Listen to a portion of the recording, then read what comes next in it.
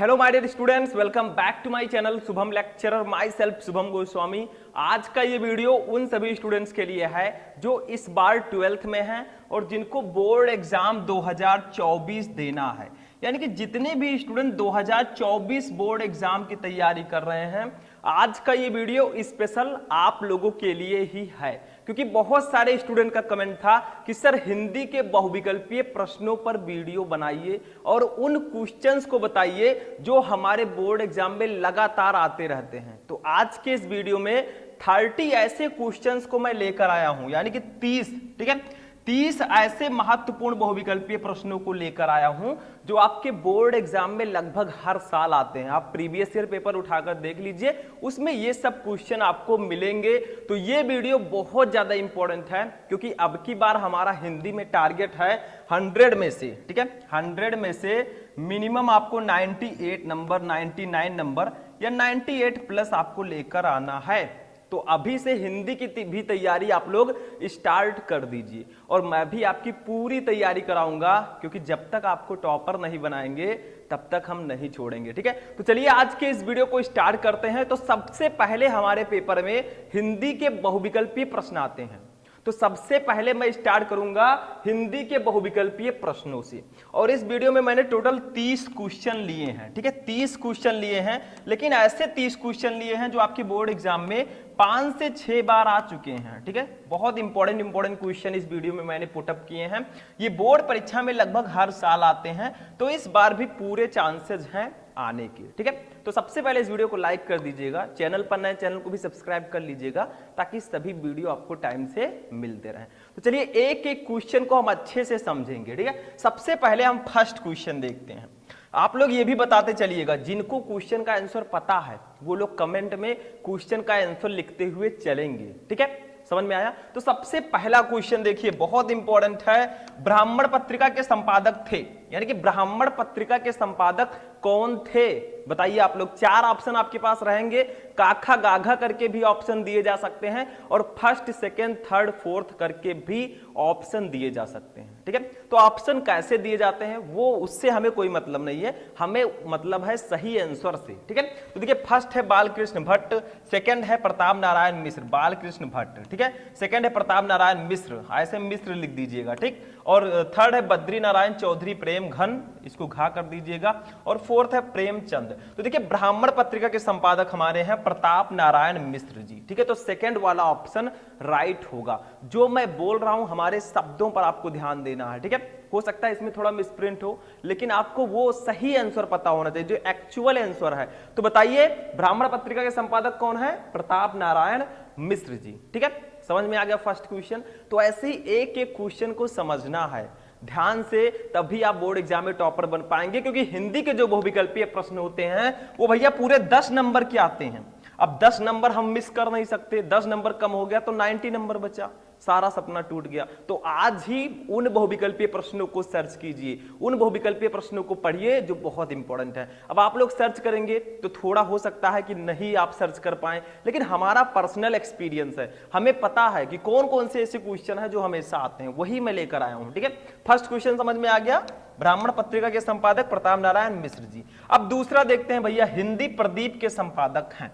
देखिए अभी हमने देखा ब्राह्मण पत्रिका के संपादक, अब आता है हिंदी प्रदीप के संपादक कौन है। ठीक है, ये भी बहुत इंपॉर्टेंट है, आप लोग जाएंगे पेपर उठाकर देखेंगे तो ये क्वेश्चन हमेशा आता रहता है। देखिए फर्स्ट है प्रताप नारायण मिश्र, सेकंड है आपका बालकृष्ण भट्ट, थर्ड है राधा चरण गोस्वामी और फोर्थ है बद्री नारायण चौधरी प्रेम घन। ठीक है, तो इसका राइट आंसर होगा option number second, Balkrishna Bhatt. देखिए हिंदी प्रदीप के संपादक जो हैं वो बालकृष्ण भट्ट जी हैं। समझ में आया?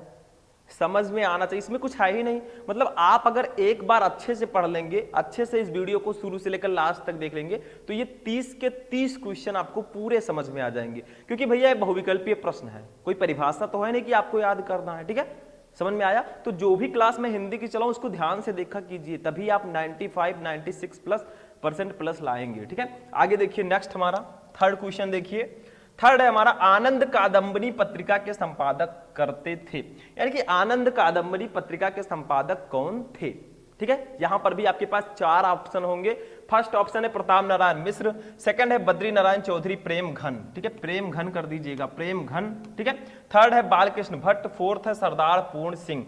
तो इसका राइट आंसर होगा option number second, Badri Narayan Chaudhary Prem Ghan. देखिए आनंद कादंबनी पत्रिका जो है इसके संपादक जो हैं वो बद्री नारायण चौधरी प्रेम घन जी हैं, ठीक, समझ में आया। तो 3 पत्रिका मैंने बताया आपको, ब्राह्मण पत्रिका, ठीक है, और ये आनंद कादंबनी पत्रिका, इससे पहले हिंदी प्रदीप, ठीक है। इन सबके पत्रिका के जो संपादक हैं उसको जानना बेहद जरूरी है, क्योंकि ये क्वेश्चन बहुत आता है, ये चीज ध्यान रखिएगा। हिंदी गद्य साहित्य के ये क्वेश्चंस हैं, ठीक है। आगे बढ़ते हैं, नेक्स्ट क्वेश्चन।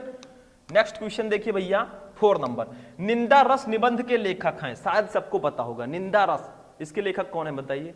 4 ऑप्शन है, चारों में से सही आंसर जल्दी बताइए, कमेंट करते रहिए आप लोग, जिसका जिसका आंसर पता है कमेंट बॉक्स में कमेंट करते रहिए, मैं सबका कमेंट देखता हूं, ठीक है, तो वो कमेंट कर दीजिएगा। आगे देखिए, फर्स्ट है हजारी प्रसाद द्विवेदी, सेकंड है प्रेमचंद, थर्ड है हरिशंकर परसाई, फोर्थ है जैनेन्द्र कुमार। तो निंदा रस निबंध के लेखक हैं हरिशंकर परसाई जी, थर्ड वाला ऑप्शन आपका राइट होगा। तो जो निंदा रस निबंध है इसके लेखक हरिशंकर परसाई जी हैं, समझ में आ रहा है, ठीक।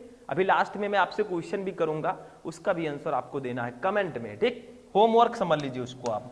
नेक्स्ट देखिए क्वेश्चन नंबर 5, हिंदी का पहला मौलिक उपन्यास है, यानी कि बहुत सारे उपन्यास है भैया, लेकिन हिंदी का पहला मौलिक उपन्यास कौन सा है, फर्स्ट, ठीक है, समझ में आया। तो फर्स्ट है परीक्षा गुरु, सेकंड है गोदान, थर्ड है गुनाहों के देवता, फोर्थ है चित्रलेखा। तो इसका राइट आंसर होगा ऑप्शन नंबर फर्स्ट, ठीक है, परीक्षा गुरु। परीक्षा गुरु जो है ये हिंदी का पहला मौलिक उपन्यास माना जाता है, इसके लेखक कौन है, परीक्षा गुरु के आप लोग कमेंट करके बताइएगा, ठीक है, बहुत इंपॉर्टेंट क्वेश्चन है ये। तो हिंदी का पहला मौलिक उपन्यास परीक्षा गुरु है, ठीक। नेक्स्ट देखिए हमारा क्वेश्चन, आवारा मसीहा नामक जीवनी विधा की रचना के लेखक हैं, मतलब आवारा मसीहा जो जीवनी विधा की रचना है इसके लेखक कौन है। देखिए 2 प्रकार से क्वेश्चन आते हैं, क्वेश्चन में ही आंसर छिपा होता है। पर एक क्वेश्चन ये आ सकता है कि आवारा मसीहा किस विधा की रचना है, तो आप लोग कहेंगे जीवनी। अब दूसरा क्वेश्चन, आवारा मसीहा के लेखक कौन है, तो आपके पास 4 ऑप्शन है, सही आंसर बताइए, ठीक है। फर्स्ट है धर्मवीर भारती, सेकंड है उपेंद्र नाथ अस्क, थर्ड है यशपाल, फोर्थ है विष्णु प्रभाकर। तो विष्णु प्रभाकर जी हैं आवारा मसीहा जीवनी के लेखक, ठीक है। तो आवारा मसीहा के लेखक कौन है, विष्णु प्रभाकर, ठीक है। मैं इतना स्लोली पढ़ा रहा हूं ताकि आपके दिमाग में एकदम सेट हो जाए, दोबारा इसको ना पढ़ना पड़े, ठीक है। आगे देखते हैं नेक्स्ट, क्योंकि भैया फ्री में 10 नंबर नहीं मिलते, इस 10 नंबर को पाने के लिए, हिंदी के जो बहुविकल्पीय प्रश्न के 10 नंबर हैं, इसको पाने के लिए आपको 200 से 300 क्वेश्चन पढ़ने पड़ेंगे बहुविकल्पीय, तब ये जाकर 10 नंबर आपका क्लियर होगा। सारे में पढ़ाऊंगा, और जो टॉप 30 है वो मैं इस वीडियो में लेकर आया हूं, ठीक है। 7वां देखिए, क्या भूलूं क्या याद करूं की रचना विधा है, यानी कि क्या भूलूं क्या याद करूं ये किस विधा की रचना है, मतलब विधाएं बहुत सारी हैं, जीवनी है, उपन्यास है, ठीक है, आत्मकथा है, लेकिन ये किस विधा की रचना है, क्या भूलूं क्या याद करूं। फर्स्ट है संस्मरण, सेकंड है डायरी, थर्ड है आत्मकथा, फोर्थ है यात्रा वृतांत। तो ये आपका है आत्मकथा विधा की रचना, क्या भूलूं क्या याद करूं ये आत्मकथा विधा की रचना है। इसके लेखक कौन है, हरिवंश राय बच्चन जी, ठीक है, समझ में आया। पता होगा आप लोगों को अमिताभ बच्चन जी के फादर हैं, ठीक है, अमिताभ बच्चन को तो जानते ही होंगे। 8वां देखिए, स्कंदगुप्त नाटक के लेखक कौन है बताइए। चंद्रगुप्त, स्कंदगुप्त, अजात शत्रु, इन सबके लेखक कौन है भैया, हाई स्कूल से पढ़ते आ रहे हैं, अब भी न पता हो तो बेकार है आपका पढ़ना, ठीक है, बताइए जल्दी से, इसको सब जानते होंगे। फर्स्ट है प्रेमचंद्र, सेकंड है लक्ष्मी नारायण मिश्र, ठीक है, और थर्ड है धर्मवीर भारती, फोर्थ है जयशंकर प्रसाद। तो भैया जयशंकर प्रसाद जी हैं स्कंदगुप्त नाटक के लेखक। अब इतना इजी क्वेश्चन जिसको पता नहीं होगा तो समझ लीजिए उसका पढ़ना ही बेकार है, क्योंकि जयशंकर प्रसाद जी का जीवन परिचय और उनकी जो रचनाएं हैं वो जरूर पढ़ना है। और हिंदी साहित्य के बहुविकल्पीय प्रश्नों का 10 नंबर अगर आपको लाना है तो एक काम कीजिए, आप लोग जितने भी चैप्टर आपके हिंदी में हैं, चाहे वो हिंदी गद्य हो या हिंदी पद्य हो, ठीक है, आप लोग जाइए उन सभी लेखकों का जीवन परिचय और साहित्यिक परिचय पढ़िए, उनकी रचनाओं को पढ़ लीजिए। उन्हीं रचनाओं से रिलेटेड क्वेश्चन आपके बोर्ड एग्जाम में आते हैं, जैसे आपके वासुदेव शरण अग्रवाल जी हो गए, हजारी प्रसाद द्विवेदी जी हो गए, डॉक्टर एपीजे अब्दुल कलाम हो गए, ठीक है, ऐसे ऐसे कई लेखक आपके हैं, सबका जीवन परिचय पढ़ लीजिए। ऐसे हिंदी पद्य में महादेवी वर्मा, जयशंकर प्रसाद, अयोध्या सिंह उपाध्याय, हरिओध, ठीक है, सुमित्रा नंदन पंत, इन सबके जीवन परिचय और रचनाओं को पढ़ लीजिए। इससे दो फायदा होगा आपका। नंबर 1, आप ऑब्जेक्टिव क्वेश्चन का आंसर आसानी से दे देंगे। दूसरा बेनिफिट है कि आप जीवन परिचय यानी कि जो साहित्यिक परिचय और उनकी रचनाएं आती हैं वो भी आप बहुत आसानी से लिख देंगे, ठीक है। तो ये आपका फोर्थ ऑप्शन राइट होगा। स्कंदगुप्त नाटक के लेखक जयशंकर प्रसाद जी हैं। 9 नंबर देखिए, मेरी असफलताएं बाबू गुलाब राय किस विधा की रचना है। देखिए मेरी असफलताएं, ये ब्रैकेट में बाबू गुलाब राय क्यों लिखा है, क्योंकि भैया ये इसके लेखक हैं, ठीक है, उनका कहना है कि ये इनके लेखक हैं। अब इसमें एक क्वेश्चन और आ सकता है, मेरी असफलताएं के लेखक कौन है, तो आप कहेंगे बाबू गुलाब राय। यहां पर क्वेश्चन है मेरी असफलताएं जो है ये किस विधा की रचना है। तो फर्स्ट है जीवनी साहित्य, सेकंड है कहानी, थर्ड है डायरी, फोर्थ है आत्मकथा। तो इसका राइट आंसर होगा ऑप्शन नंबर 4 आत्मकथा, ठीक है। मेरी असफलताएं जो है ये आत्मकथा विधा की रचना है। तो 9 का जो आपका फोर्थ वाला ऑप्शन होगा वो बिल्कुल राइट होगा। नेक्स्ट देखते हैं 10 नंबर क्वेश्चन देखिए, हंस नामक पत्रिका के संपादक थे। बताइए हंस पत्रिका के संपादक, ये भी आप लोगों ने पढ़ा होगा, कौन, मुंशी प्रेमचंद जी। आप लोग हाई स्कूल में भी पढ़े होंगे। तो फर्स्ट है महावीर प्रसाद द्विवेदी, सेकंड है भारतेंदु हरिश्चंद्र, थर्ड है बालकृष्ण भट्ट, फोर्थ है मुंशी प्रेमचंद। तो हंस पत्रिका के संपादक कौन है, मुंशी प्रेमचंद्र जी, ठीक है। तो आपका फोर्थ वाला ऑप्शन बिल्कुल सही होगा, ठीक। इन सब क्वेश्चन को जितना मैं इस वीडियो में बता रहा हूं ये सारे बहुत इंपॉर्टेंट है, मतलब बीबीआई की कैटेगरी में आते हैं। बाकी तो बहुत सारे क्वेश्चन है भैया, उनको भी मैं बताऊंगा, टेंशन मत लीजिए, ठीक है। तो 10 का आपका फोर्थ वाला ऑप्शन राइट होगा।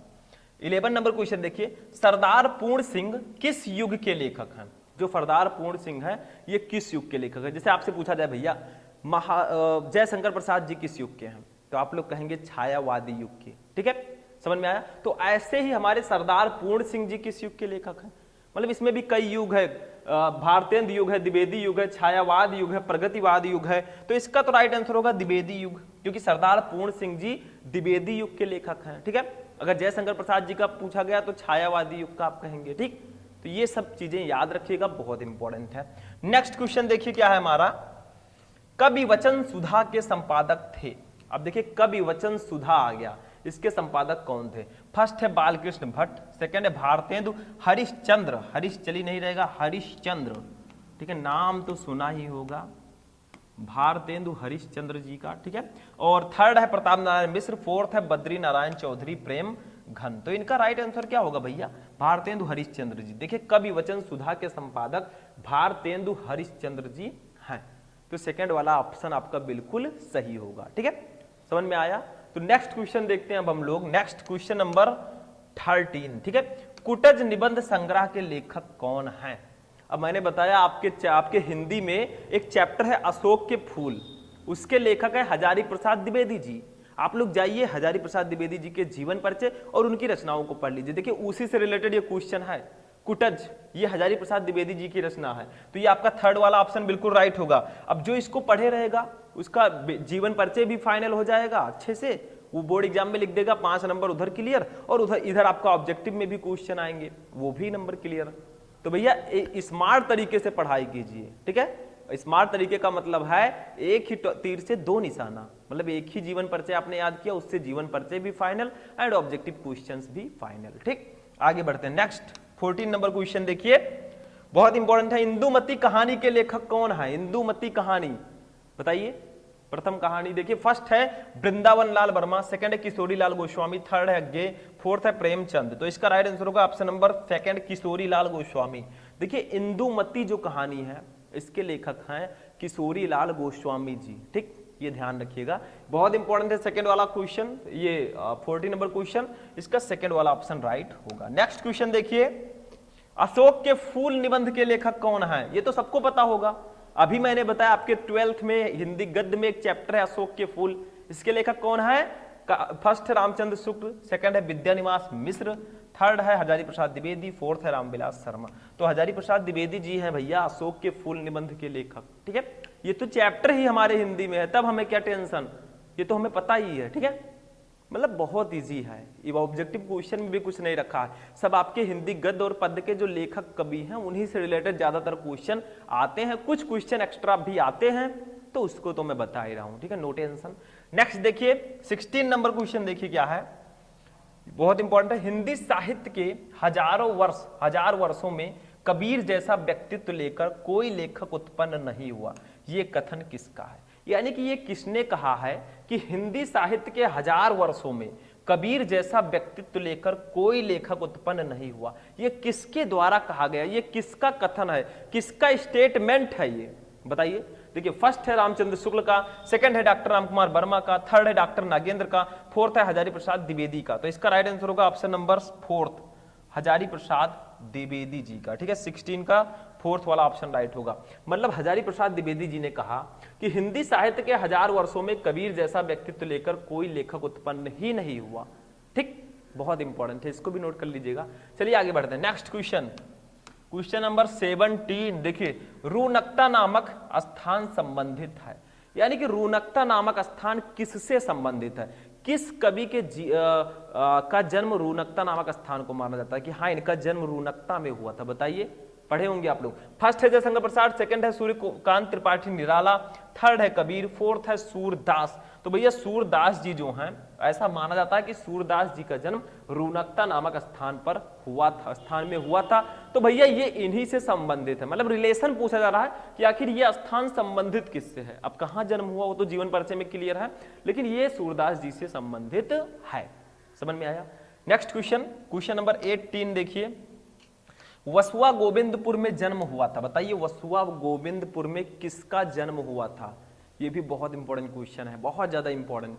फर्स्ट है रत्नाकर का, सेकंड है सूरदास का, थर्ड है रामधारी सिंह दिनकर का, फोर्थ है बिहारी का। तो भैया वसुआ गोविंदपुर में हमारे बिहारी जी का जन्म हुआ था, फोर्थ वाला ऑप्शन राइट होगा, ठीक है। तो 18 का फोर्थ वाला ऑप्शन राइट होगा। वसुआ गोविंदपुर जो है ये बिहारी जी से संबंधित है और इनका जन्म यहीं पर हुआ था, ठीक है। नेक्स्ट क्वेश्चन देखते हैं, क्वेश्चन नंबर 19 देखिए, अज्ञेय ने तार सप्तक का प्रकाशन किया। ये क्वेश्चन कितना ज्यादा इंपॉर्टेंट है, लफ्जों में मैं बयान नहीं कर सकता भैया, एक वीवीआईपी।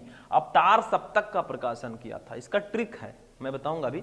ऑप्शन है सन 1947 में, सेकंड है सन 1943 में, थर्ड है सन 1950 में, फोर्थ है सन 1931 में। कैसे याद करोगे भैया, देखिए तार सप्तक, तार में ता और रा आता है स्टार्टिंग में, और 43 में भी देखेंगे तो ता और रा स्टार्टिंग में आएगा। तो ट्रिक है, तार सप्तक आए भैया तो 43, मतलब ता और रा मिल रहे हैं, यानी कि हमारा राइट आंसर होगा सन 1943 में, ठीक है। देखिए 47 में ता रा नहीं आया, 50 में भी ता और रा नहीं आया, 31 में भी ता और रा नहीं आया, और जो 43 है उसमें ता और रा आ गया, यानी कि तार सप्तक का प्रकाशन वर्ष है सन 1943।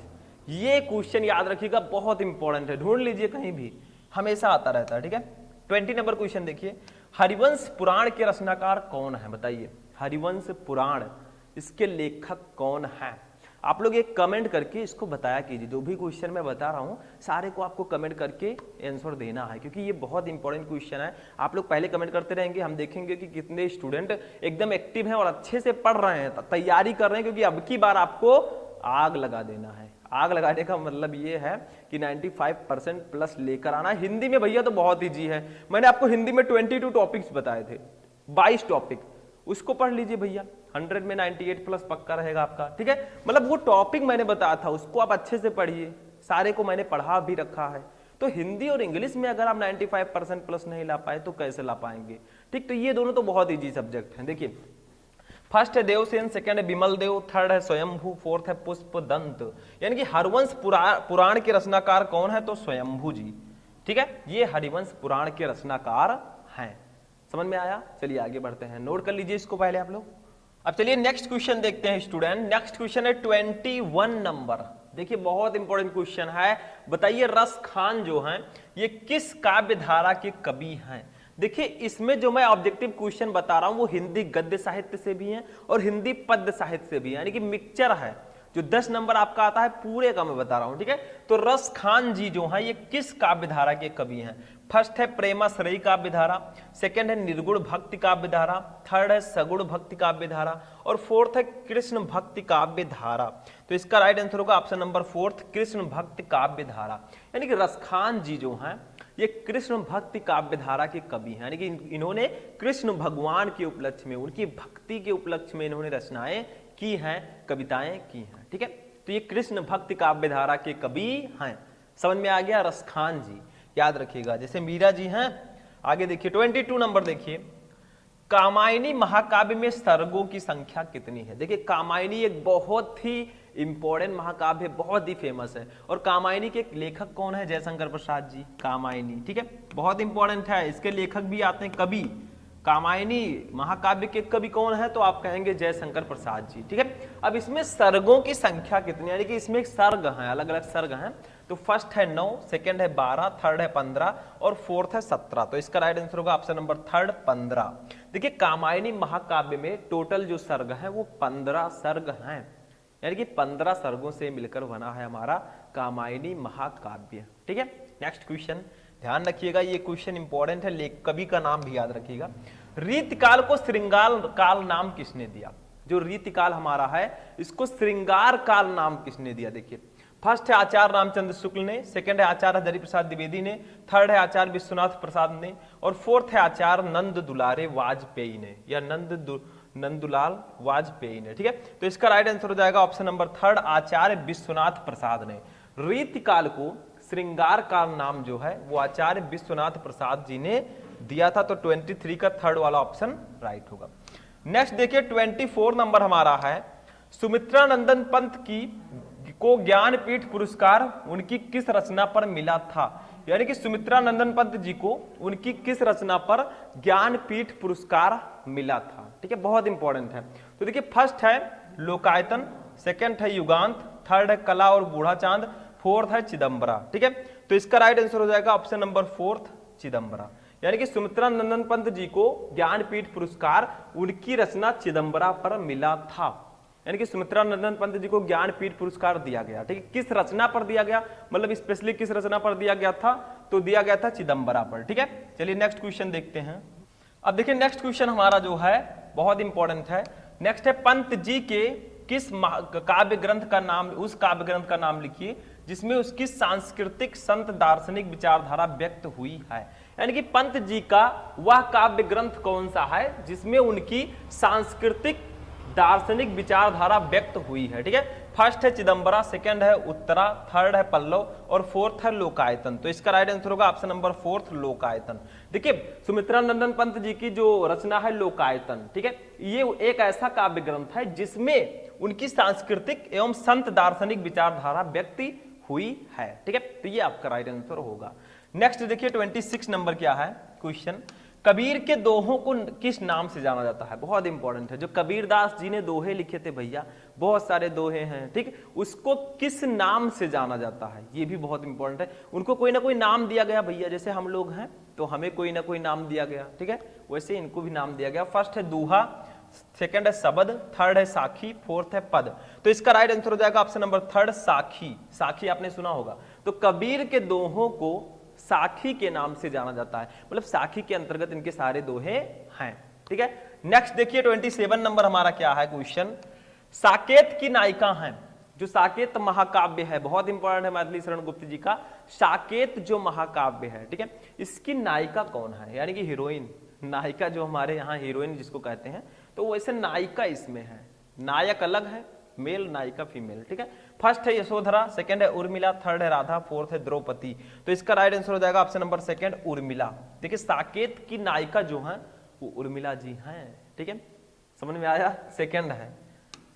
नेक्स्ट देखिए नेक्स्ट क्वेश्चन हमारा है 28 नंबर, तीसरा सप्तक का प्रकाशन वर्ष है। जैसे तार सप्तक का प्रकाशन वर्ष था सन 1943, ऐसे तीसरा सप्तक एक है, इसका प्रकाशन वर्ष क्या है? ठीक है, फर्स्ट है सन 1959 ईस्वी, सेकंड है सन 1954 ईस्वी, थर्ड है सन 1951 ईस्वी, फोर्थ है सन 1957 ईस्वी। तो इसका राइट आंसर होगा फर्स्ट सन 1959 ईस्वी। यानी कि जो तीसरा सप्तक है ये सन 1959 ईस्वी को प्रकाशित हुआ, ठीक है, इसका प्रकाशन वर्ष है ये।